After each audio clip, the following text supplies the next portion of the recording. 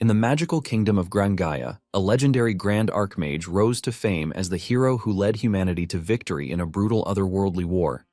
His unmatched mastery of magic and leadership saved countless lives and restored peace across the land, earning him respect, admiration, and eternal gratitude, or so he believed. During a grand celebration held in his honor, the king suddenly announced a shocking decree. The very hero who saved the world was to be banished. Although the king acknowledged his achievements, he claimed that the Archmage's overwhelming power was far too frightening to keep around now that peace had been restored. To make matters worse, the wine he drank was secretly laced with a sealing agent, and his 4 hand-picked elemental subordinates turned against him based on false accusations of treason. Moments before death, he cast a secret reincarnation spell and awakens 3,000 years later in a modern hospital. When he gets up on his feet, he realizes that he has woken up in the body of a high school student, Shiobana Asuma, and this comes as a shock since the dude has the same name as him. The alarms went off, and the medical staff rushed over, and to their surprise, Asuma was standing like nothing had happened to him. They consider this a miracle, since he is supposed to be in a vegetative state with no hope. The doctor rushes over to tap him on the shoulder, but Asuma is lost in thought. He realizes that the reincarnation spell must have worked, since he is alive and well. In addition, it is surprising that he can understand the language being spoken by the medical staff. Since the first thing on his mind is to figure out the world's civilization, he asks the staff where the biggest library is located. The staff hesitate to tell him, and he uses mind control on one of the nurses to get her to give him directions. Asuma sees a bag in the distance and he asks them if it is his. The nurse under his influence says yes, leaving the doctor confused as to why the lady is willingly telling him everything he wants to know. Asuma then grabs his bag and leaves the hospital without looking back. He is at the station when he notices the smartphone in his bag, and since he is not familiar with it, he asks the lady beside him. He calls it a metal plate, and the girl lets him know that it is a smartphone. Asuma then uses his appraisal power on the smartphone, and his analysis tells him that it is a magic device that can access basically everything he wants, including the library he is searching for. Not long after this, he gets on a train, and after several analyses, he realizes that he didn't even need to visit the library, since he was able to gain the basic knowledge about the world thanks to the smartphone. Asuma has also figured out that with the magic device, anyone can communicate with people far away and instantly look up or gather any kind of information. He has been able to put together that 3,000 years have passed since he died, and magic technology has regressed. It has been replaced by science, and even though it appears to be convenient, Asuma thinks it's nothing special because it is just cheap tricks. He can see that he is now in the peaceful world that he risked and even sacrificed his life to protect. Not long after this, he arrives at the house of the previous owner of the body, and he realizes that he has lost his entire family. Sitting on the table is a diary, and when he picks it up to read, he realizes that the dude wanted to die because he was being bullied by his classmates, and even the teacher. Asuma realizes how worse it is when he opens the smartphone to see that the dude was always receiving trash messages. The bulk of these messages is coming from the group chat of the Shibuya Ward Mage Training High School, where the dude attends. The next day, Asuma shows up at the school, shocking those who know him. They walk over to him, asking him if he is fine, and this shocks Asuma, who asks them if he is not supposed to be in the school. One of the students then reveals that the report is that he tried to off himself because he couldn't handle the constant bullying. Asuma showing up casually raises his questions among the students, and he is still trying to understand what is happening when a red-headed dude, Tanuji Kiryo, and his gang show up. The moment he sees Kiryo, Asuma figures out that he is the descendant of one of his subordinates from 3,000 years ago. Kiryo walks up to Asuma, telling him that he already warned him not to come to the academy. Kiryo makes fun of Asuma, asking him if his magic almost killed him and caused him to lose his memory. Kiryo laughs hysterically at Asuma, calling him a loser. Kiryo's subordinates suggest that they toy with him just as they usually do. It then dawns on Asuma that Kiryo was the one who treated the other Asuma like trash. This pisses Asuma off and he decides to test how much mana the body has. He activates his magic and punches Kiryo in the face without fear. The spectators are shocked to see Asuma attacking Kiryo. Kiryo's subordinates angrily charge toward Asuma, but Asuma is not worried, since the mana in his body is a good match for him. Asuma easily dodges the attackers and takes them down with simple combat skills. He then decides to try out the mana output, and he unleashes a powerful magical wave that sends them crashing to the ground. Kiryo is pissed with the embarrassment he is currently suffering from Asuma and angrily unleashes a hellfire cannon. The students are shocked when they see this, since it is a powerful spell that is banned on the school grounds. The students scream at Asuma, telling him to dodge the attack or else he will die. Surprisingly, Asuma doesn't move an inch, and he activates a particle veil that annihilates magic. Asuma's spell breaks apart the fire cannon, and Asuma is relieved that his signature spell still works. Kiryu is stunned when his flames disappear before getting to Asuma. Even the students who are watching are confused because this is something they have never seen before. Asuma decides to take things seriously, and he dashes Kiryu, leaving the dude petrified because he wasn't expecting trash like Asuma to put up such a fight. Kiryu considers him and his subordinates elites, and Asuma is not supposed to even be able to touch a hair on them. Enraged, Kiryu unleashes a powerful magic that engulfs his body in flames. Asuma recognizes the magic from the ancient era and realizes that he has awakened his potential because he is pissed. With his entire body going up in flames, he goes after Asuma, but before he makes his move, Asuma meets him halfway with a punch to the tummy. This sends a wave of pain through his body, and Asuma caps it off with a painful flick to the head, which sends him flying. By the time everything settles down, Kiryu and his guys are all lying on the ground, writhing in pain. The other students are stunned and horrified at the same time.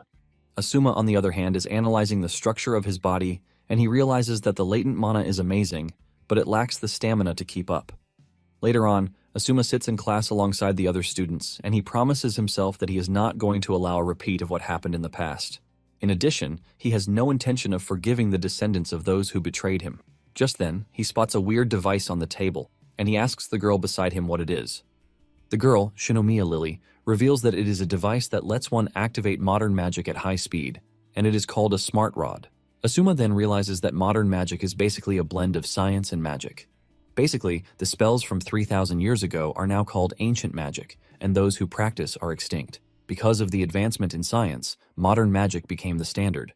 Modern magic is basically built on theories, which sounds strange to Asuma, but makes it intriguing. Suddenly it dawns on Asuma that he can actually create his own original hybrid magic by combining modern magic with ancient magic, and the thought of this excites him. After the teacher is done with his lectures, Asuma asks Lily if the classes for the day are over, but she tells him that there is a monthly aptitude test slated for the day. Because of this, they are all heading to the schoolyard. Moments later, they arrive at the schoolyard and they are welcomed by their teacher, George Todu. He lets them know that the day's test is going to be the most important one yet because it is going to decide their attribute as a mage. He urges them to take the test pretty seriously. Since Asuma still has a lot to learn, he asks Lily to explain the attribute colors to him. Lily reveals that fire mages are red, while water mages are blue, and dark mages are black. Apparently, mana is channeled through the body's mana circuits to cast spells, but the circuits have limited capacity, so most people stick to one element. This is the choice that determines one's specialization. Not long after, George calls Asuma to the stage. With a disgusted face, he asks him what element he is going to be picking. With a confident face, Asuma tells George that he has no interest in picking any of the elements because he is cool with being a no element. George thinks Asuma is joking around, but Asuma makes it pretty clear that he has no intention of choosing just one element. This pisses George off because he believes that Asuma is mocking him. The other students are surprised because Asuma is choosing to be a NEET. They can't believe that he is intentionally choosing a disadvantageous element. This is Asuma's first time being called a NEET, and he figures out that it is what they call a colorless mage in the modern era. However, he is not worried because they are all getting it wrong. Taking a biased growth path is basically stupid because staying colorless is the only way to fully use one's mana to the fullest. George starts complaining, asking why someone as trashy as Asuma is even enrolled in the academy. George threatens to beat Asuma up just as he regularly does. Asuma then figures out that George is the teacher who is always picking on the former Asuma. George tells Asuma that there is zero potential for colorless mages, but Asuma disagrees, saying NEETs are the strongest. Since George doesn't want to believe it, Asuma suggests that they test the theory with a mock battle. Asuma is prepared to show George that NEETs are the strongest, but this pisses the teacher off. He cannot believe that Asuma is seriously challenging him to a fight, and because of this, he informs the students that there has been a change in plans. He lets them know that the aptitude test for the day will include a mock battle with no restrictions. Lily freaks out when she hears that George is not adding any restrictions to the duel, since George is the strongest in the entire faculty. Before the fight starts, George tells Asuma not to blame him for whatever happens during their fight. Asuma casually tells George that he should be worried about himself instead. The match begins, and George unleashes 2 smart rods, claiming that he is the only one in the academy who can handle multiple elements. He combines 2 strikes, the modern magic brace bomb and thunder lance. Everyone believes Asuma is done for, as the attacks move directly toward him, but to their greatest surprise, he casually blocks the attack with a barrier spell. George watches in horror because what is happening right in front of him is nothing short of impossible. George hurls another wave of attack at Asuma, but he still blocks it effortlessly. This shocks George and even the students who are watching. George continues throwing all the attacks that he can, but Asuma slowly walks up to him while parrying all of his attacks. George starts to panic and he screams at Asuma, telling him not to come any closer. Asuma confidently walks up to him and he crushes his smart rod before placing his hand on his shoulder and unleashing a painful attack on him. Asuma tells George to confess everything he did to everyone, or else he is going to turn him into dust. Realizing that Asuma is not bluffing with his threat, George starts to confess. He reveals that he always looked the other way when Kiryu and his gang were bullying Asuma. Even when Asuma confided in him, he still beat him up for it. The students are horrified and disappointed when they hear this, and they quickly rush over to get the headmaster. George crashes to his knees, and Asuma looks down on him while asking him how he feels about losing to a colorless mage. Because of the fight against George, Asuma becomes a scary force in class because he now looks like a completely different person. After the class for the day, Asuma turns to Lily again to talk to her, shocking the girl. Asuma thanks Lily for her help earlier on, and Lily's face turns red from extreme blushing. Asuma makes it even worse for Lily by going close to her and asking her if she is willing to go out with him. Lily's entire world goes into shock when she hears this. With her face totally red, she subtly agrees to go out with him. However, reality soon dawns on her when she realizes that Asuma means something else. He only wants her to show him around the school and the important places that he needs to know. After showing him around, Asuma thanks her for her help, and she feels like a total idiot for getting her hopes up. She fails to bottle in her emotions, and she starts to rage until Asuma asks her what the problem is. She quickly replies that nothing is wrong, and to cover up for her emotional mistake, she takes Asuma to the best building in the school, the magic analysis room. Lily lets him know that students can use the room as long as they apply for it. Asuma then tells Lily that she can now end the tour because he understands everything clearly. He thanks her for the help and assures her that he is going to repay her for the help one day. Lily is blown away by all of these, forcing her to ask if the dude is really Asuma. She confesses that Asuma has been a totally different person since the day started. Asuma admits that he might appear different since he just woke up the day before and his memories are a bit jumbled. He then apologizes for making her worry. But deep down, Asuma is impressed that Lily is able to figure out that something feels off. Once this is settled, Lily leaves and Asuma stays behind in the analysis room. Asuma places his hand on the computer and asks it to analyze the ancient and modern magic. Asuma is confident that with the computer he can develop a new and original hybrid magic. Asuma smiles as he can't wait to use it the next day. Suddenly a dude appears beside him, asking him if he is Asuma. This comes as a shock to Asuma because he didn't even sense the dude's presence. The dude introduces himself as Izuya Katakura, and he is one of the S4. Asuma is confused about what the S4 means, and Izuya reveals that it means the Strong Four. Basically, those in the group are considered the strongest in the academy, and Izuya is one of them. Izuya tells Asuma that he heard about how he took down Kiryu, who is also a member of the group. What surprises Izuya is the fact that he is a colorless mage. However, Izuya confesses that he is not pissed that Asuma beat Kiryu up because he is not a fan of the things he does. Because of this, Izuya tells Asuma that he would like them to be friends. He stretches his hand to Asuma with a big smile on his face, and Asuma takes a moment before shaking him and accepting the deal. In the process of shaking each other, Asuma realizes that Izuya has cast some sort of weak spell on him, and he assumes that it is a tracking spell. Instead of getting pissed by this, he is impressed because Izuya is able to cast modern magic naturally without using a smart rod. In addition, he can clearly see that he is a descendant of his past comrade, the Mage of Wind. After they are done exchanging handshakes, Izuya turns around to leave and Asuma smiles brightly because he is basically accepting Izuya's challenge. The next day, Asuma heads to the faculty room to make reservations for the analysis room, and he is given 1 hour, which is 3 p.m. to 4 p.m. During the lecture that day, Asuma fails to concentrate, as he can't wait to visit the magic analysis room. After school, he heads straight for the room. Asuma focuses on the ancient magic, the Grand Panel, which is a form of ancient magic that he used back in the day. It is a procedure where mana is taken from the atmosphere and then condensed in the mana frame within the body. Once the magic that the mage wants to activate has been determined, the mana is transferred from the mana frame to the execution frame, and the magic circle finally formats the unstable process into a fixed pattern. Basically, the precision and beauty of a magic circle are proportional to the skill of the mage. The mana flows through the magic circle designed by the caster, and when it is released from there, the magic activates. Ancient magic, on the other hand, can only be used by those who are chosen. This is basically because mana cannot be refined in the body without magical talent.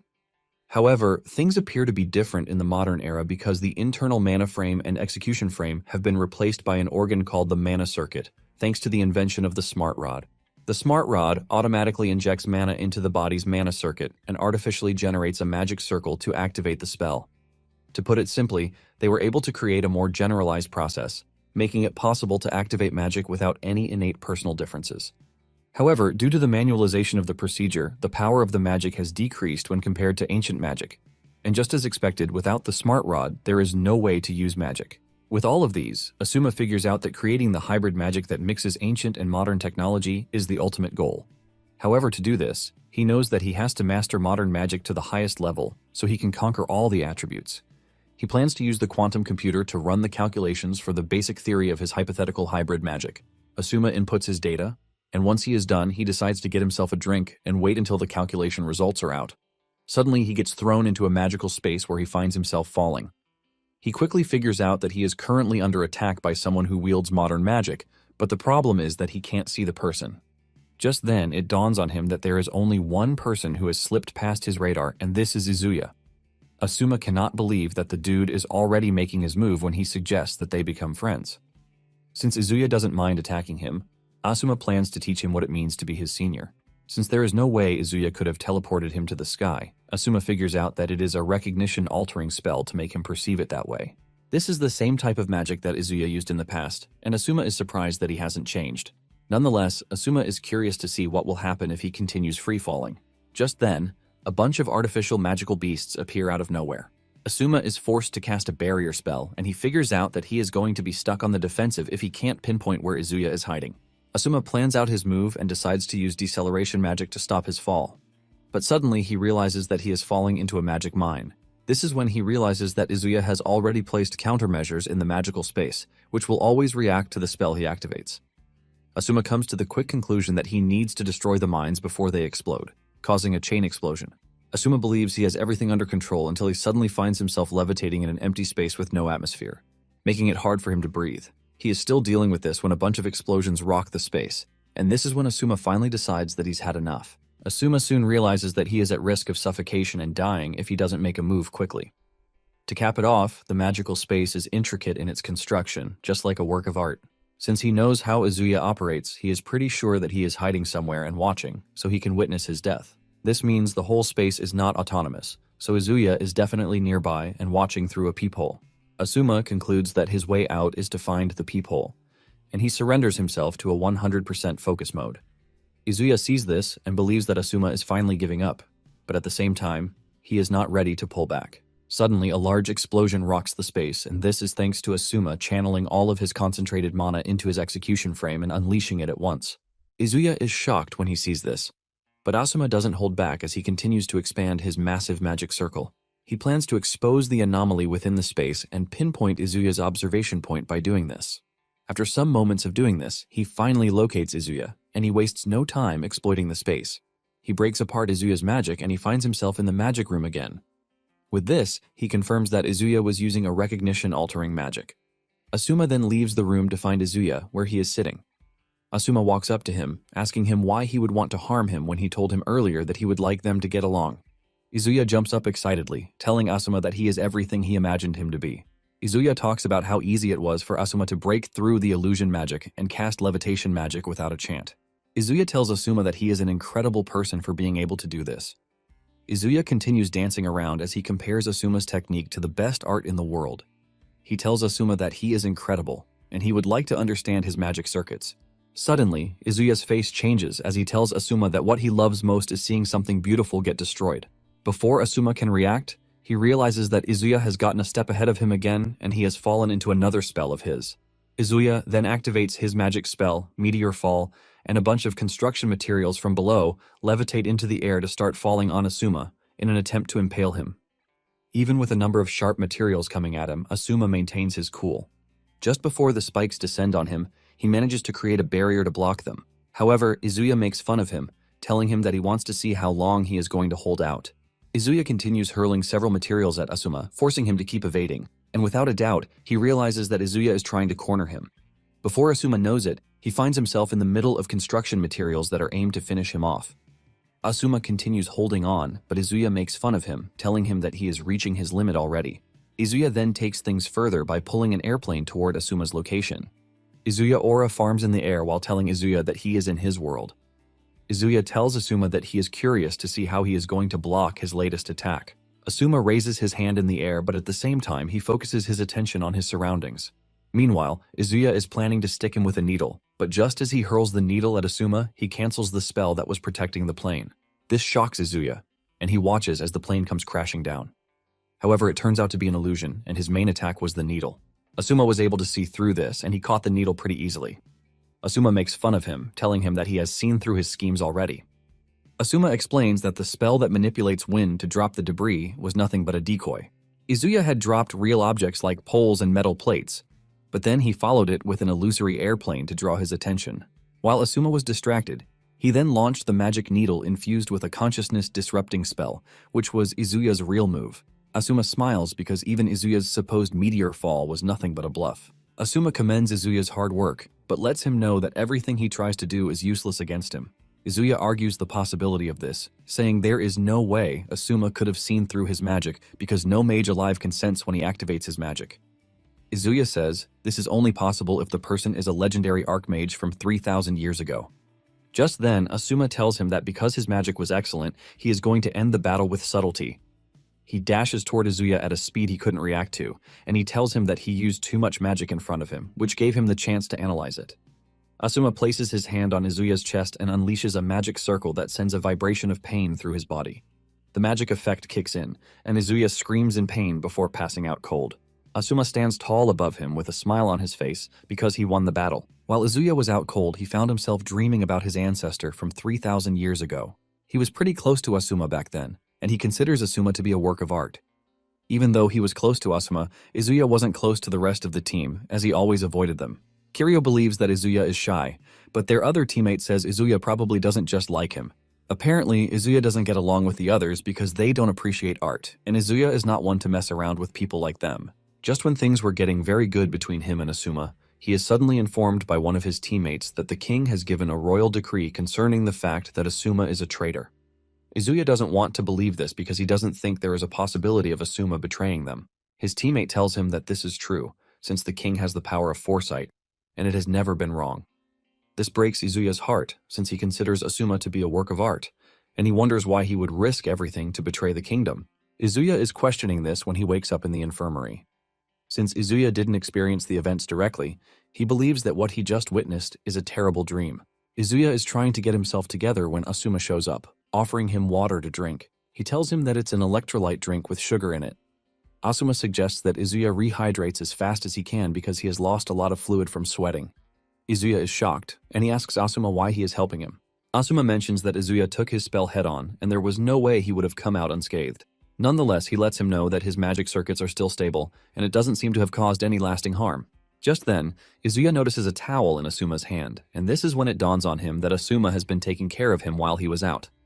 With a bright smile on his face, Asuma tells Izuya that he did it because he doesn't want to lose a talented mage. With a subtle voice, Izuya thanks Asuma for his help, and he lets him know that not everyone in S4 is like Kiryu. Izuya admits that Kiryu's magic power is extraordinary, but at the same time, he doesn't agree with his ideas. Izuya then reveals that he wanted to see just how strong Asuma is for him to have been able to defeat Kiryu.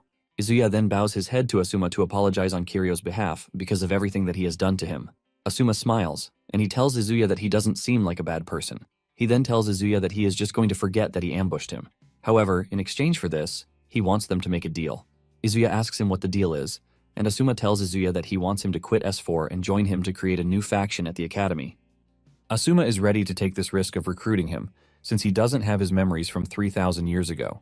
Asuma has already figured out that he is going to need allies if he's going to achieve anything in this current era. Asuma lets Izuya know that he is counting on him to walk with him toward the future that he is aiming for. Izuya is completely blown away and honored by the offer. He wastes no time getting off the bed, and he kneels in front of Asuma, telling him that he is ready to follow his lead. Asuma is surprised by Izuya's conduct because he clearly remembers the Izuya from 3,000 years ago doing the same thing. Just then, Asuma lets the nurse know that he can see her peeking from behind the door. The lady quickly steps out, saying she didn't mean to. Since he is done with Izuya, Asuma prepares to leave. Before leaving, he gives the nurse a chart that analyzes Izuya's magic circuit. Asuma tells her that she can use this as a reference, and the moment she stares into the chart, she almost loses her mind. She can't believe just how insanely detailed the chart is. She screams at Asuma to stop, and she asks him if he will be willing to join his research institute as a special student. Asuma turns around, smiles at her, and rejects the offer, telling her that he is fond of the academy already. After leaving, Asuma heads to the magic analysis room because he got sidetracked a bit and he needs to continue with his research. After the computer is done analyzing everything he suggested, the computer comes up with a conclusion that his theory is recommended for presentation at academic conferences as a new magic system. Asuma is pleased that his hunch was right, and he heaves a sigh of relief because this lays a foundation for the hybrid magic that mixes ancient and modern methods. Asuma figures out that the next thing he will do is to tweak each magic formula to fit specific uses. After this, he will adapt them to magic circuits, and he also needs to verify their compatibility with elements. Because he has a lot to do, Asuma realizes that the magic analysis room might as well become his second home. Asuma plans to outdo all the ancient magic that he has learned and then create a revolutionary magic. The following day in class, the teacher decides to call on Asuma because there have been suspicions that he is cheating since his grade suddenly went up. The teacher tells him to come forward to solve the question that is on the board. The teacher gaslights Asuma into stepping up, and Asuma confidently walks up to prove them wrong that NEETs are not trash. Asuma picks up the chalk and he starts solving the equation down to the last-minute detail, shocking the teacher and even the students. Asuma even explains how the equation came to be and what it is used for. Apparently, it was the same equation that led to the invention of smart rods, and when the teacher hears this, he is completely overwhelmed. He has no choice but to tell Asuma that he is right, and he tells him to go back to his seat. The teacher is left in a daze because Asuma just solved a problem that is meant for those in the university. As he returns to his seat, Lily cannot keep her eyes off the cool and chill dude. During lunch, the majority of the class walks up to Lily, begging her to talk to Asuma so that he can be friends with them. Realizing that they won't let her breathe unless she does so, Lily finally agrees to talk to Asuma. Lily then asks Asuma if he will be free after school so that they can go to the cafe in Ebisu with the rest of the class. Asuma initially refuses the offer, but the moment he realizes that Lily will be put to shame, he changes his mind. The whole class erupts in joy when he says this, and they admit that it is the best day of their lives. Meanwhile, there is a weird girl watching Asuma, and she is aiming to trash Asuma's gorgeous face. Moments later, Asuma and his classmates arrive at the cafe, but Asuma couldn't even get a moment of rest as the students are interested in everything that concerns him. Lily soon gets tired of their incessant questions, and she screams at them, telling them to ask one at a time. Asuma then starts answering all of their questions, like what his favorite food is and the perks of being a NEET. Even when he is about to miss a question, the student quickly reminds him. Asuma reveals that the person he is closest to is Lily, and the moment he says this, he sends Lily almost fainting, but she tries to keep her cool so things don't end up like before. However, she takes out her emotions on the cup that she is holding, squeezing it so hard that she spills all the contents of the cup. Asuma still finds a way to leave her flustered by comforting her because of the spilled drink. Lily then tells Asuma that the students are curious about him, since none of them offer any elite courses. Apparently, their full meaning for NEET is not in education, employment, or training. However, they are all convinced that this is not the situation in Asuma's case. In fact, they believe it is more like neat, skillful, clever, and amazing. Asuma smiles when he hears this, and he tells the students that they might be right.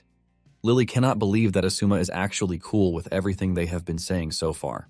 As they leave the cafe, they make sure to exchange contact information with Asuma, and this provides another round of excitement for them. Meanwhile, there is someone spying on Asuma and sending his live locations to their boss. Asuma soon notices the presence of this person, and he tells Lily to be cautious. Suddenly, a bunch of elite students pop up in front of them. Asuma demands to know why they are there, but they remain silent until a car pulls up in front of them. The students then create a passageway for whoever is inside the car. When the car door opens, Asuma's classmates panic because the dude stepping out of the car is one of the S4. The dude walks up to Asuma and introduces himself as Fukada Shion, the head of the Academy's club union. Without a doubt, Asuma can see that Shion is the same Shion from 3,000 years ago. Shion then tells Asuma that he heard about how he helped Izuya out, and since the group can't keep owing favors, he decides to challenge Asuma to a magic duel. Lily is shocked when she hears this, and Asuma turns around to ask her if she knows what a magic duel is. Lily is horrified when she realizes that Asuma doesn't know Jack, and she whispers in his ear telling him what a magic duel is. When Asuma takes too long to give his answer, Shion unleashes his scary battle aura to intimidate Asuma. Asuma analyzes the aura and realizes that it is a fighting spirit, which is aimed at him and the rest of his classmates. Asuma realizes that Shion is willing to take hostages as long as he gets him to accept the duel. Since this provides a field of entertainment for Asuma too, he decides to accept the duel. The moment he agrees to the duel, Shion sheathes his sword and he tells Asuma that the duel will take place the next morning at the Academy's central arena. Asuma smiles because he is not worried a bit, and he is prepared to show Shion why he is much better than him. Later on, Asuma finds himself in a lucid dream, and from inside the dream, he is able to dive into his subconscious and hidden thoughts. Asuma considers a big opportunity to dig into the original owner of the body. He remembers that when he reincarnated, there was a small amount of unused mana that remained inside his body's magic circuits. Since he hasn't touched it, he believes that he can read the original owner's thoughts if he looks through it. He also believes that there is going to be a remnant of past Asuma inside his thoughts. To do this, he figures out that he needs to use magic to extract his spirit, but he remembers that there is no ancient magic for this. Being the genius that he is, he decides to make one for it. He jumps on the idea and he starts putting together everything that should make it work, and he does this. He smiles because he is literally creating new magic inside a mental space. Asuma is confident that he is going to be the only one who will do this in history. Just as expected, Asuma is able to pull it off and draws out the body's thoughts. The young Asuma freaks out when he sees a carbon copy of himself standing in front of him, and he demands to know where he is. However, his head starts banging and he crashes to his knees in pain. Asuma figures out that the memory synchronization between the young Asuma and the body has started. All the memories start flooding in, and Asuma realizes that he tried to off himself in his room, which is why he ends up losing consciousness. After this, he landed in the hospital and fell into a coma from which he was not supposed to wake up. He asks Asuma if everything he just saw is correct, and Asuma says yes. He lets him know that he is currently borrowing his body, and he apologizes for this. However, the young dude doesn't mind, since he would have remained in a coma if not for him. The young Asuma then asks Asuma why someone from 3,000 years ago reincarnated into his body. Asuma took his time to explain, and when he did, young Asuma almost lost his mind. Asuma also added the story of how Kiryu and the teacher were bullying him. However, Asuma has defeated them already and has taken down other strong opponents too. Asuma reveals that he is doing all of these to protect their body. Young Asuma freaks out when he realizes that he would have become a mini celebrity at the school. However, he doesn't think this is a problem for him anymore, since he is dead already. Young Asuma then reveals that he finally remembers how it all happened. When he was in a coma, a meteor shower passed close by, and the meteors were being sucked into a massive black hole. However, inside the black hole is a speck of light that caught his eye. He narrates that the light was flickering as if it was struggling, and he decided to take the place of the light. Young Asuma dived in, and he kept falling. He realized that he was someone who wanted to die, but lived, while old Asuma was someone who wanted to live, but ended up dying. Young Asuma smiles, saying it probably happened the way it was supposed to. However, old Asuma disagrees, saying they are two souls sharing a body, and neither of them can exist as Asuma on their own. With confidence, Asuma tells young Asuma that they are currently in their story, and he promises to make his dream come true. Young Asuma smiles, and tears drop from his eyes when he hears this. He and old Asuma share a handshake, and he thanks him for the help. Young Asuma tells old Asuma that he is satisfied with the fact that he is trying to help him fulfill his wish. Young Asuma then asks old Asuma if there is anything he can do to help, and old Asuma tells young Asuma about his experience at the cafe. He tells young Asuma that Lily was yelling some sort of weird incantation, like all you, changed to white mocha. This has left old Asuma confused, and he asks young Asuma if he can translate this for him. Young Asuma laughs when he hears this, and he tells old Asuma that he doesn't mind helping, but just then his body starts to fade, telling them that their time is up. Young Asuma then thanks old Asuma for bringing him back. Before disappearing, he tells old Asuma that he is going to continue taking a peek at their story.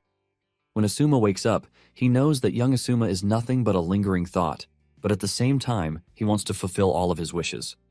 Meanwhile, at Shion's residence, he is seen sitting in front of a giant crystal known as wurtzite nitride orichalcum, which is mined only in the mountains owned by the Fukada family for generations. It is basically the hardest metal on the planet, and after Shion is done meditating, he slices the metal into shreds with his sword. Just then, the weird girl, who was stalking Asuma earlier, shows up at Shion's training ground. It turns out that she is also one of the S4, and she is Mizuhara Miyune. Miyune is impressed at just how effective Shion's sword is because it is able to cut through the material like it is nothing. Shion then tells Miyune that he has already watched the video she sent to him, and he is surprised that Izuya and Kiryu lost the way they did. Shion mentions that he might be in the S4 just for the sake of it, but at the same time he held Izuya and Kiryu in high regard. He considers them the embodiments of the Academy's prestige, and because of this, he has no intention of showing mercy to whoever threatens the Academy's prestige.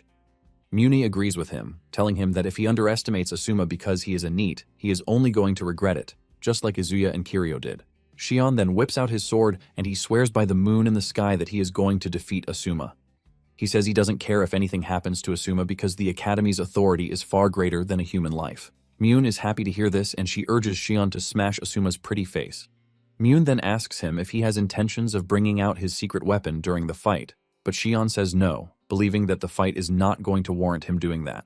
He believes that his familiarity is enough for the battle, and just like that, the day for the duel arrives, and Asuma is excited about the whole thing. Talking about the magic duel, it is a sanctioned battle between students, which is based on the use of magic. Apparently, the students in the institution are ranked based on the outcome of a magic duel, and just as usual, the rankings go from FS. High-ranking students are granted various privileges within the academy, which makes it sweeter. While in the arena's waiting room, this is everything that Asuma learned from Lily. Lily believes that Asuma must have heard of it before, since it is common knowledge to everyone who is a student. However, Asuma lets her know that it is his first time hearing of it, and he thanks her for telling him.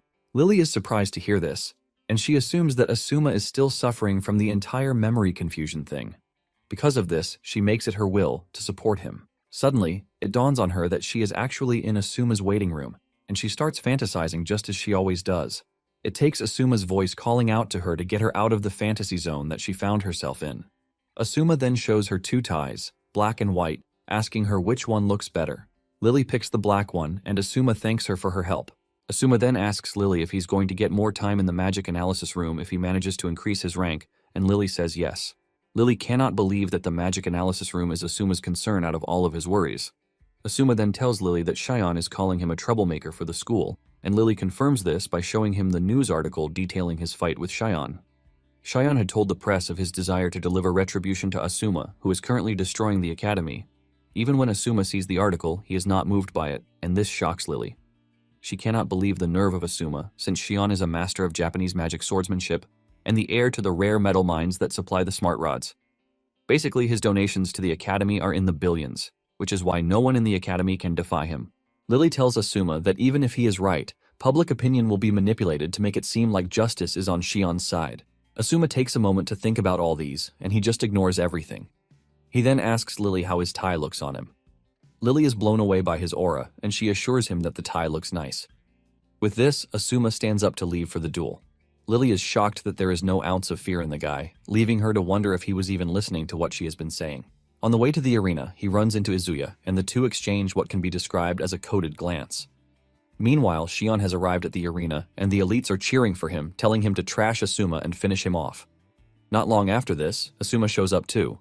Shion commends him for not running away, and Asuma appreciates the gesture.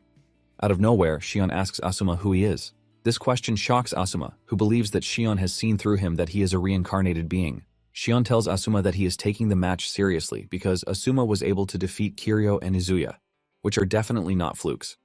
This is exactly why he is asking Asuma who he is, and he accompanies the question with an overwhelming battle aura. Asuma doesn't even flinch amidst all the intimidation, and he simply tells Shion that he is Asuma. Shion is impressed that Asuma didn't even flinch when he tried to overwhelm him with his battle aura, and he lets him know that he has no intention of underestimating him. Shion tells him that he is going to face him with everything he has and crush him with all of his might. Asuma smiles when he hears this, telling Shion that this is exactly what he was hoping for, and he assures him that he is not going to hold back either. Just as the referee is about to start the match, Shion tells him to wait. Shion then tells Asuma that he is prepared to show him mercy because it is customary for the noble Fukada family. Shion tells Asuma that if he submits his letter of withdrawal at that instant, he is willing to let him off with a loss by default. And this way, Asuma would not get hurt, but it would be a shame that the students that have gathered would have came for nothing. Shion asks Asuma what his decision is, and Asuma turns to the referee to ask him something too. Asuma asks Shion how his rank would be if he wins the match. The referee reveals that Shion is currently an S-rank student, while Asuma is an F-rank. This means Asuma will shoot up to A-rank if he manages to win the duel. After hearing this, Asuma turns to Shion and tells him that he will be willing to back down from the match if he is willing to raise his rank from F to S. Asuma caps it off by telling Shion that he will also avoid getting hurt if they do it that way. The moment he says this, Shion's rage overwhelms the entire room. Shion tells Asuma that it has been a long time since someone stepped out of their way in front of him. Because of how rude Asuma is, Shion assures him that he is not going to forgive him even if he begs or cries. In fact, he is ready to beat Asuma to a complete pulp. Asuma taunts him further by telling him to come at him by all means. Shion angrily tells the referee to start the match, and since Shion is his subordinate's reincarnation from the past, Asuma knows he can't hold back and risks losing. Asuma plans to go with the full power of the ancient magic right from the start. Asuma unveils his magic circle, shocking the whole room, since they have not seen a magic circle like that of Asuma before. Asuma then hurls a magic blast at Shion, but before it can get to him, it is intercepted. It turns out that Shion is using an auto-intercept Earth attribute magic. Asuma is not surprised because this was how his previous self was moving too. Shion then tells Asuma that his magic of unknown origin is not going to work on him. Shion grabs his sword, telling Asuma that he is prepared to end the fight with one swing. Asuma is blown away by the sword, since it is acting both as a smart rod and a physical blade. Asuma watches Shion cook up his attack, and he figures out what Shion's counter strategy is. Asuma is impressed, and he prepares to be the one to break Shion's impenetrable space. To Shion, Asuma is an irregular mutation who appeared out of nowhere. He sees him as a filthy nuisance who disturbs the harmony of the school, which is why he can't have this. Shion is confident that Asuma doesn't have what it takes to block his attack, and even the students are all hyped to see Shion's finishing move. To make it worse for Asuma, he finds himself trapped by Shion's magic to prevent him from escaping. The moment Shion knows that Asuma is trapped, he makes his move. Myun watches in awe, wondering what Asuma is going to do because Shion's slash can cut down even the hardest material on the planet. As the slash travels toward Asuma, he takes off his tie, saying he is done playing nice. He then casts a hardening spell on the tie, turning it into a rock-solid material. With this, he blocks Shion's attack and even shatters it. This shocks Shion and everyone in the room, since Asuma blocked Shion's deadly technique with just a tie. Shion also activates a vanishing magic to dissipate the restriction magic that was holding him in place.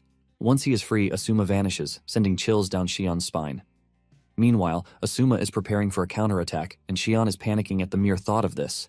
Realizing that Asuma is nowhere to be found, Shion reinforces his absolute space in preparation for an attack. Asuma suddenly appears behind him, and just as he is about to land his strike, the auto-intercept system comes into play again. A giant hand emerges from beneath and blocks Asuma's attack, giving Shion all the time he needs to send a slash in Asuma's way.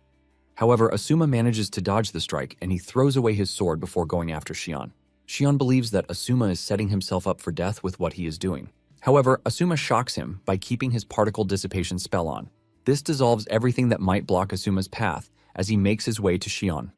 Just as he reaches Shion, he whips out another sword and swings it hard at Shion. Lily is shocked when she sees this, and she realizes that Asuma kept the second tie too. Shion finds himself struggling against Asuma's overwhelming strength, but Asuma commends him for holding on, since he planned to end the fight in just a strike. Shion also admits that Asuma is the first to get close to his domain, and because of this, he plans to unveil his secret sword technique for the first time. Just then, Shion unleashes his magic sword, the hazy full moon, which emits a bright light. Asuma fails to stop it, and Shion gets a direct thrust to his chest.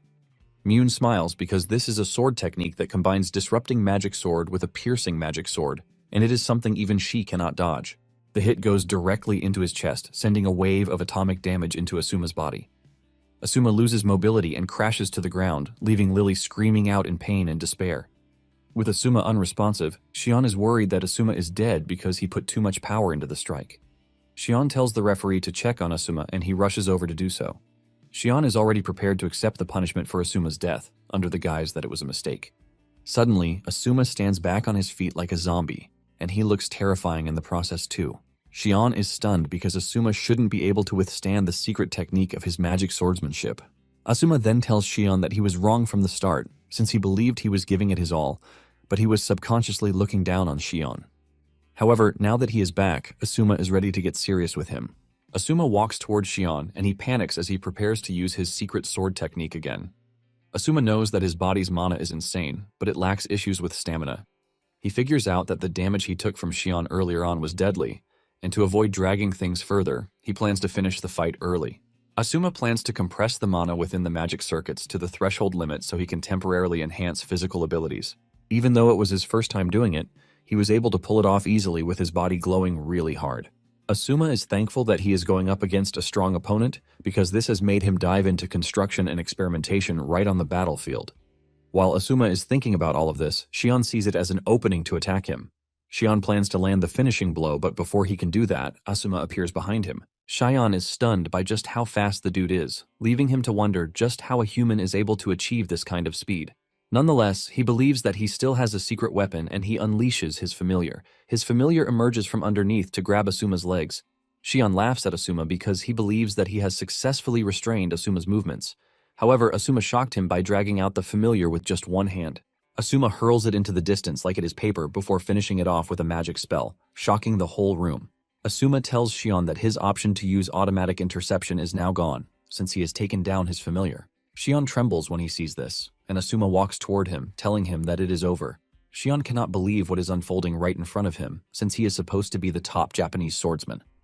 However, he is not ready to concede defeat, and he screams at the top of his voice to summon his last resort. 3,000 years ago, Asuma had walked in on Shion, developing a new magic that draws out the hidden abilities within oneself. Shion tells Asuma that it is possible to increase the amount of inherent mana by about 10 times. Asuma was impressed when he heard this, but Shion mentioned that it had a side effect. He tells him that the caster's brutal side will manifest once it is used. Because of this, Shion believes that it needs more refinement.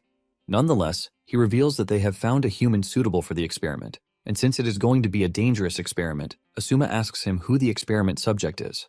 Shion then tells Asuma who he has in mind, and after hearing this, Asuma tells Shion to continue his work, assuring him that he is going to rely on his new magic.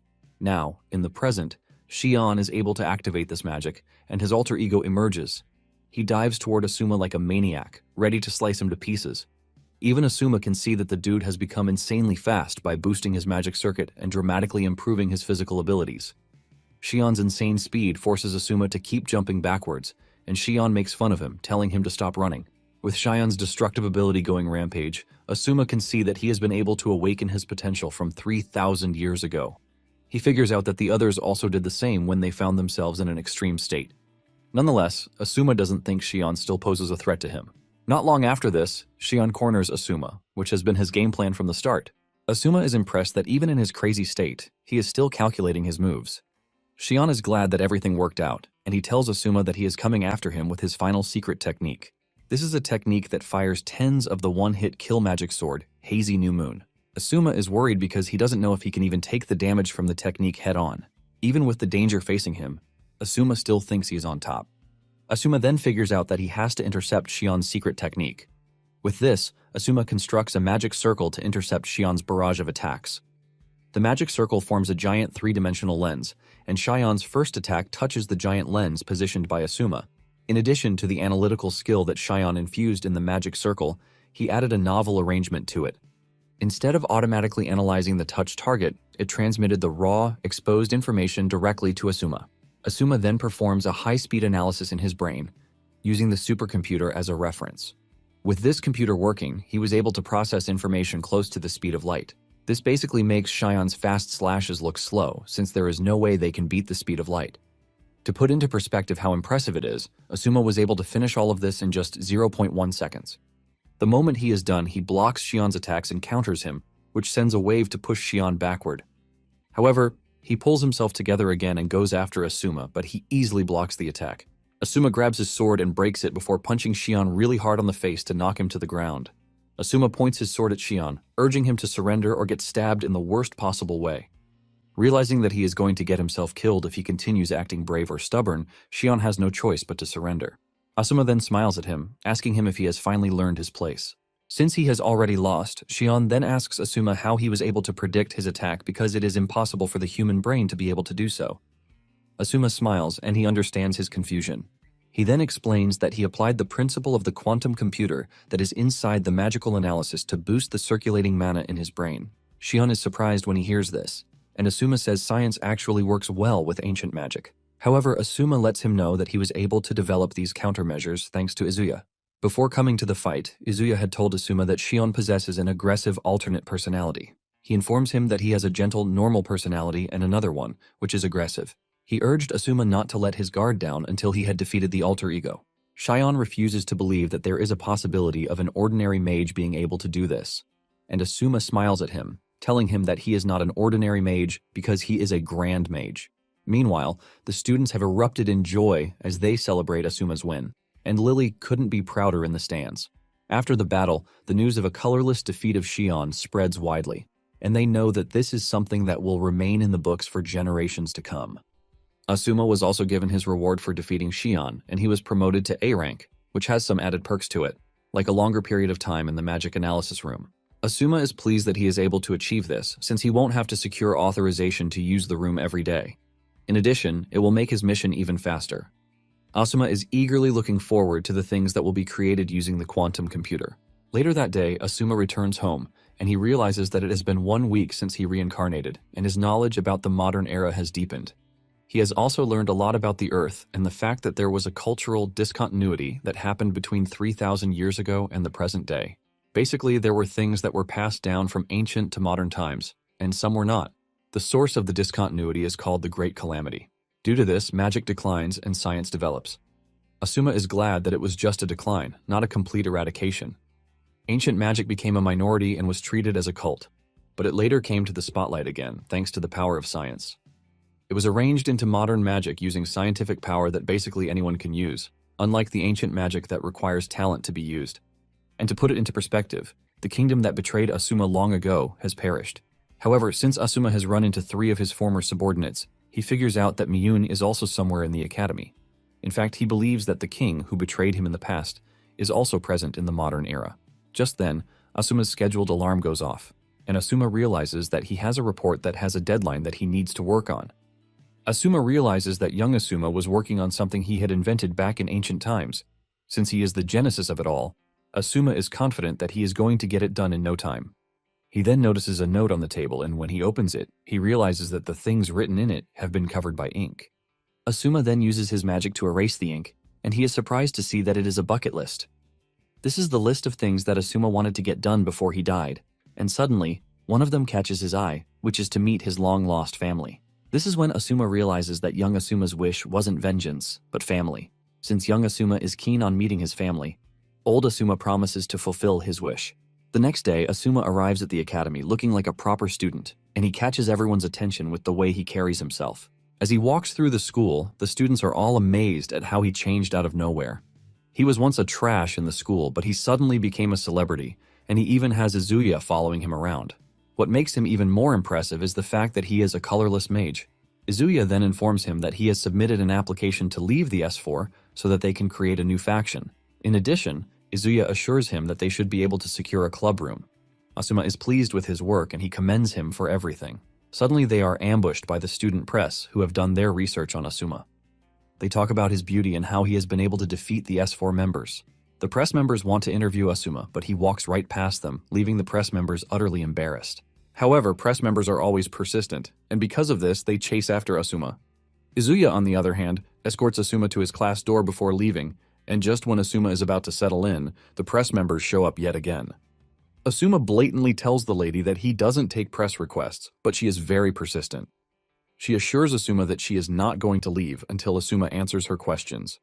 Realizing that the girl is persistent and stubborn, Asuma tells her that she has to talk to Lily because she is his secretary. Lily is shocked when she hears this.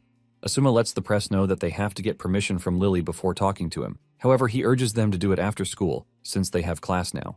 The girl is happy to hear this, and she assures Asuma that she will be back for the questions. After she is gone, Asuma whispers in Lily's ear, telling her that he is definitely going to repay her for her efforts. Not long after this, the teacher enters the class. Asuma, on the other hand, is busy thinking about how his life has been since he became famous.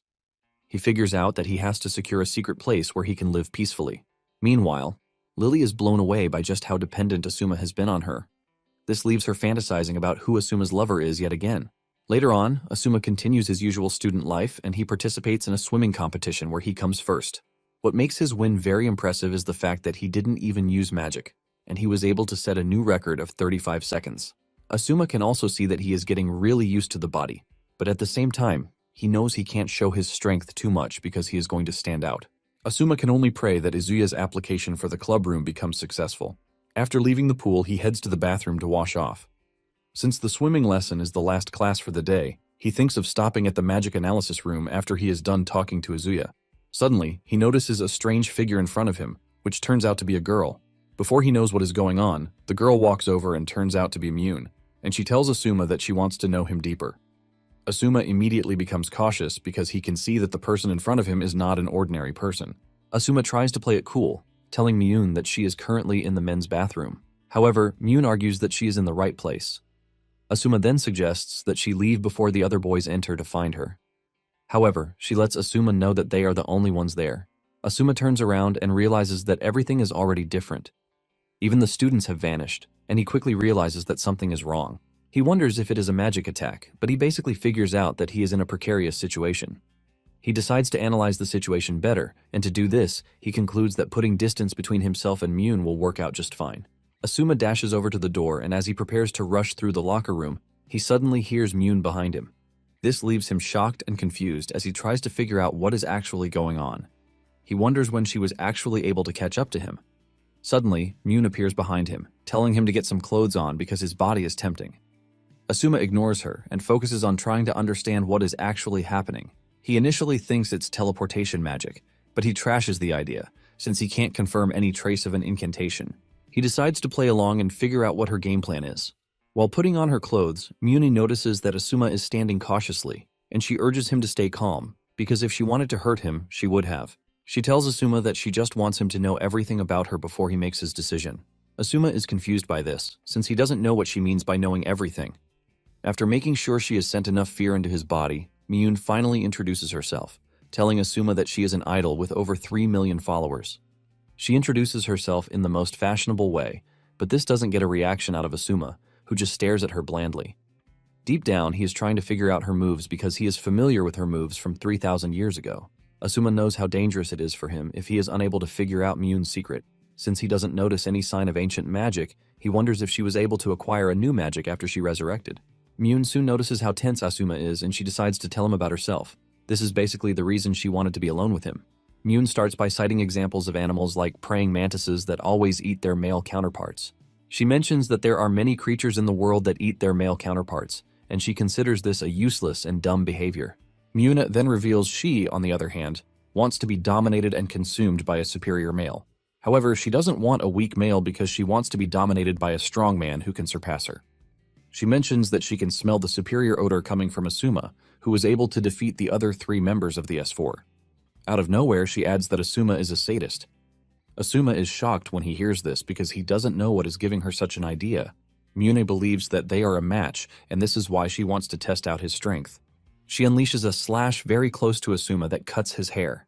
This sends a chill down his spine because he knows that he would have died, since he couldn't sense the slash.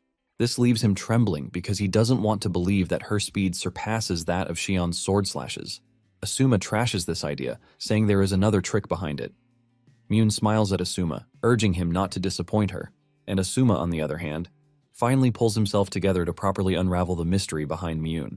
Asuma is taking a look at his surroundings and putting everything into memory when he is slashed on the arm by Myun's attack. Before he knows it, another strike hits him on the leg, and Myun tells him that he will be free to do whatever he wants with her if he manages to beat her.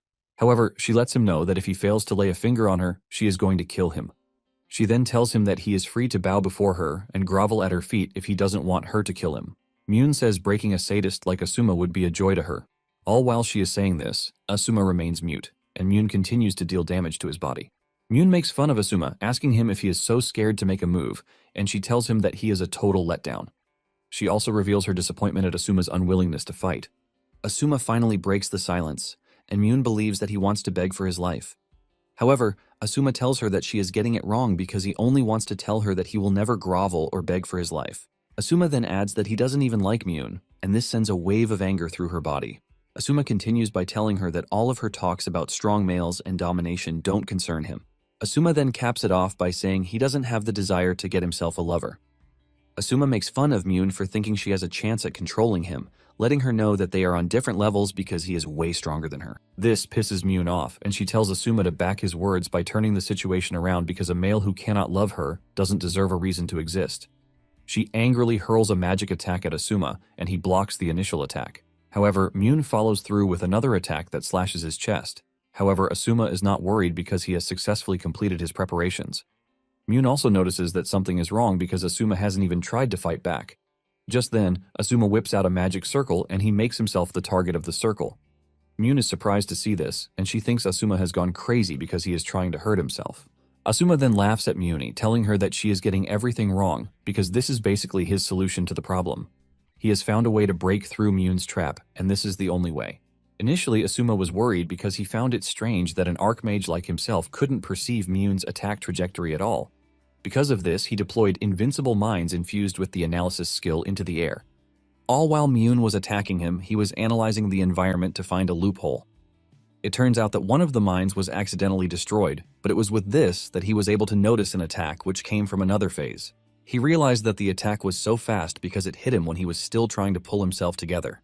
Asuma starts wondering what could be happening that Myun's attack speed is greater than that of a swordsman like Shion. However, Asuma was able to figure out the trick to it. He noticed that the clock was not malfunctioning, and it was his perception that was off. Asuma figured out that he is currently under the influence of a delay magic that obstructs his perception. However, the problem is that there is not a trace of the magic being cast by Myun herself. Asuma then concludes that there is another mage who is maintaining the spell at all times. In the long run, he was able to figure out that there are artificial life forms attached to his body, and they are all Myun's familiars. Apparently, Myun had rigged the shower with water mixed with her familiars. It turns out that the more the familiars attach themselves to a target, the more their perception is delayed, making their awareness slow down. To put it into perspective, he became so slow making Myun's movement too fast for him. However, to get rid of the magic, he has to hit himself with a spell that sends him flying. Nonetheless, the direction that he is sent flying will be the key to turning the tables. Asuma's spell comes into play when he flies into the sauna room, and his body erupts in flames. This, in turn, burns off all of Myun's familiars that are attached to his body, but at the same time, his shirt gets burned too. Asuma confirms if he worked everything out well when he checks out the time, and realizes that the flow of time has returned to normal. Asuma smiles because the tables have just turned in his favor. Myun is terrified when she realizes that her magical creatures have been burned away, leaving her wondering how he knew. Nonetheless, she thinks she is safe because he hasn't noticed his other trap. However, Asuma shocks her, telling her that he can see that she has the same magical life forms on her body too. Asuma says their magic effect is high speed and agility, which is basically delay and acceleration. Asuma says she is able to deploy her trap through the synergy of these two spells. Myun is left in complete shock when she hears this because Asuma has basically figured everything out. Myun then decides to attack first, and she launches a high-speed attack, but this can no longer match Asuma's perception again. Myun appears behind Asuma and she launches a powerful aqua laser at him, but he vanishes even before the attack can hit. Out of nowhere, Asuma appears behind her, and when she tries to run away, she realizes that she has no chance whatsoever because Asuma has already covered all of her escape routes. Asuma lets her know that there is no way she can escape. He lets her know that he is going to annihilate the entire mana surrounding her. Asuma then hits her with a powerful magical attack that shatters her mana and leaves her defenseless. Myun falls to her knees and watches in horror as her mana vanishes into thin air. Asuma walks over to her, telling her that the match is over and urges her not to resist any further. Suddenly, Asuma notices something strange. He realizes that Myun is a freaking man, and he asks her if this is what she was talking about when she said she is in the right place by being in the men's washroom. Myun confesses and says she can alter her body shape by controlling the water within her, but because the mana has been depleted, her true self has been exposed. However, she lets Asuma know that her feelings of being dominated by a strong man are not a lie. Myun tells Asuma that he is free to laugh at her, but Asuma shocks her by placing a towel on her. Asuma apologizes to her, saying destroying her clothes was not his intention. Myun is blown away and cannot believe her eyes as Asuma bows to her, apologizing to her. She then asks him why he is treating her like a girl, and Asuma reveals that gender knows no gender. In fact, he is willing to help her repair her smart rod, and Asuma smiles while telling her how he was able to see through her attack. Myun's face turns totally red when she realizes that Asuma is a complete gentleman.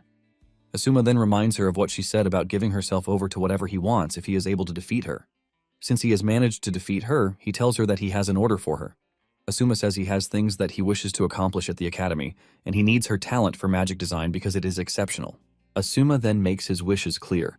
He tells Myun that he wants her to leave the S4 and join his faction. Myun then reminds Asuma that he said he didn't like her. Asuma confirms this, saying he actually doesn't like her, but he likes the fact that she is reckless. However, he doesn't dislike her either, and this statement leaves Myun totally red-faced. Asuma then suggests that they get a spare uniform before anyone shows up. He also lets her know that they have things that they need to discuss. Just like an overly excited kid, Myun acknowledges his greatness by calling him Sir Asuma. Later on, the academy's headmaster is seen receiving his familiar in his office. Surprisingly, she looks awfully similar to the king from 3,000 years ago. He asks his familiar if it was able to gather useful information for him. The familiar then projects its findings on the screen. The familiar was able to capture the fight between Asuma and Myun, and this shocks the headmaster. The moment he sees Asuma, he realizes that he has seen him somewhere before. He remembers that Asuma tried to off himself some time ago, but after he miraculously woke up, he has been making some insane moves. After taking a closer look, the headmaster quickly realizes that Asuma is the same Asuma from 3,000 years ago. He figures out that young Asuma's attempted self-harm was what gave old Asuma the chance to reincarnate into his body. The headmaster is surprised that Asuma was reborn in this era, and he concludes that the chain of fate that binds them has been forged. However, he is prepared to sever the chain and cut ties with Asuma forever. The headmaster is pleased with his familiar's work, and he gives him a high-quality magic stone made by the Swaragi Corporation as its reward. The familiar happily takes the magic stone and it consumes it. Sometime later, Asuma is seen in class reading his notes, while the teacher talks about philosophy and the pioneers of philosophy, like Socrates. It appears that the teacher is only wasting his time because the entire class is focused on the elegant Asuma. At the same time, Lily gets a message from the press club telling her that they are going to interview Asuma that very day, no matter what happens. Not long after this, the class ended, and the teacher was just happy that it was all over without a hitch. Lily then tells him that she would like to speak to him about the press club. Asuma realizes that he has somehow put Lily in a tough spot, but it was the only thing he could do at that moment. Asuma then tells Lily that she is a big help to him, and she hasn't forgotten his promise to reward her. Lily almost explodes from blushing when Asuma says this. Asuma makes it worse when he walks up to her and tells her that he would like them to get along even better. Lily accepts this, but she is confused as to what he means by this. After saying this, he turns around to leave, while Lily is freaking out where she is. Asuma then makes his way to the magic analysis room with the intention of creating a revolutionary magic that very day. The moment he steps into the room, he notices that something is different, and just then, a girl emerges in front of him. Asuma stays on his guard until the girl suddenly bows to him, calling him her master, while also apologizing for keeping him waiting. This is when it dawns on Asuma that the autonomous AI assistant that he used all of his wisdom to create is finally operational. Apparently, he was working on the AI as a side project for his new magic development. Asuma expresses his surprise that the AI came out quickly enough. He touches her cheek to confirm that she has a holographic body. The AI then tells Asuma that the simulations are already complete, and she lets him know that she can reproduce thousands of patterns inside the room concerning the new magic he is developing. Asuma is happy to hear this, and he suggests that they start immediately. The AI bows to Asuma as she acknowledges his order.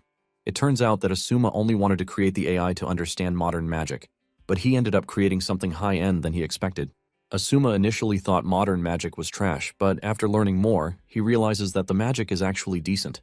Asuma figures out that the AI will grow into something more powerful and dependent if he continues teaching her everything that he knows. And when it comes to general knowledge, he plans to rely on Lily. After she is done with the entire simulation, she suggests that they try it out in real time. She engages the computer, and it starts calculating everything that is needed. Before Asuma knows it, the whole process has run deep into the night. Asuma is thankful that he was promoted to A rank, which gave him more time to stay in the magical analysis room. Just then, the AI tells Asuma to get at least 8 hours of rest because her scan shows that he is fatigued. Asuma agrees with her, saying he has been fighting repeatedly since he got reincarnated. He admits that the modern world is highly stimulating, and he has somehow found himself engrossed in it. Asuma then thanks the AI for the advice, but she doesn't think she deserves any praise because she is just a source code. Asuma disagrees with her, saying her routine is human itself, and since he was the one who designed it, he surely knows this. It then dawns on him that she needs a name. Asuma remembers that her GPU was German-made, and he decides to take a German name for her. After thinking over it for a minute, he settles for Val, and Val humbly accepts the name. She even blushes, and when Asuma sees this, he points out that this is part of what makes her human. Moments later, Val tells him that the simulation is almost complete, and with the way Asuma is looking at it, it appears that it is going to work. Just then, an emergency message comes in for Asuma.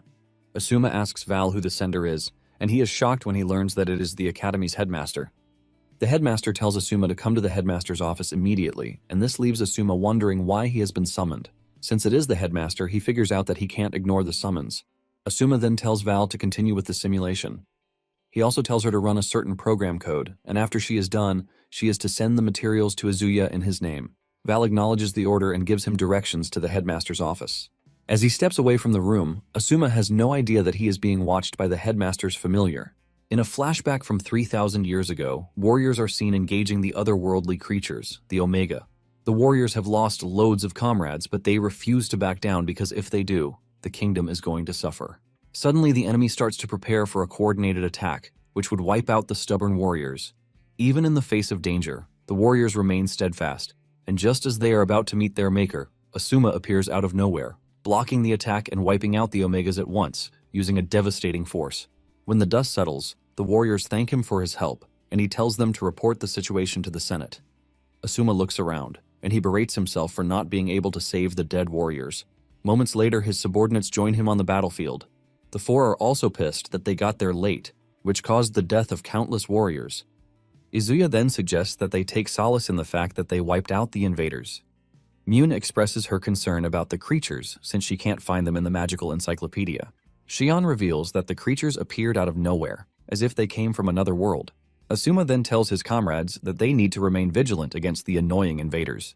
Suddenly the king, Mel, shows up on the scene to commend their great works. Asuma immediately bows to him to welcome him, and the king urges him to get on his feet. Asuma urges the king to leave the area because it is dangerous, and Mel assures him that he is aware, but he has to see the situation with his own eyes. And he thanks Asuma for his help because he was able to witness the invaders firsthand.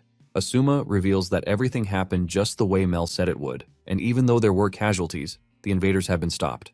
Mel commends Asuma for his great work, and he suddenly notices that he is cut on the arm. Asuma tells him not to worry about it because it is just a scratch, but Mel ignores him. He tears a section of his robe and uses this to wrap his arm, shocking Asuma. Mel tells Asuma that since he has no powers, aside from his foresight, helping Asuma is not a big deal to him. Mel mentions that it is his job to protect the people of the kingdom with his power. Apparently, there is a legend in the kingdom about the magic staff in the Book of Wisdom. Mel believes that Asuma is the staff, while he is the book. Asuma is honored by the king's words, and Mel lets him know that he is counting on him. Now in the present day, Asuma wonders why he is remembering the memory when he is on his way to the headmaster's office. Moments later, Asuma arrives at the office, and he is told to enter. However, he is surprised when he enters the office to see that there is no one there. Suddenly, a magic circle appears below and above, and he finds himself in another location. He realizes that he has just been sent away, using teleportation magic. He is still trying to understand his situation when he sees the headmaster's familiar staring at him in the distance. This is when it finally dawns on Asuma that he has fallen into a trap.